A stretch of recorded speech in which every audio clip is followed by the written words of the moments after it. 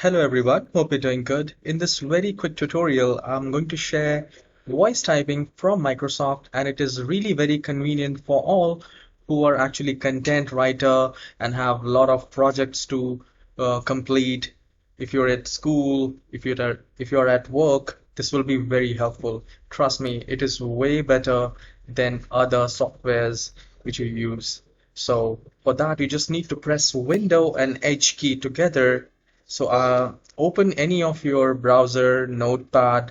Let's say if I'm just opening the Notepad right now.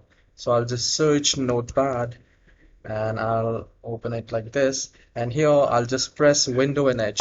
So basically you can use this software anywhere in Windows, in Microsoft Word, or Notepad, in the browser, in a website, in an email. So you can see right now I'm saying, and it's typing exactly the same which I'm currently saying. So this is a very helpful thing. I just wanted to share that this is a very convenient for all people who actually want to write huge number of letters or anything. So I hope you have enjoyed this very short tutorial. I'll see you in the next video. Have a wonderful day.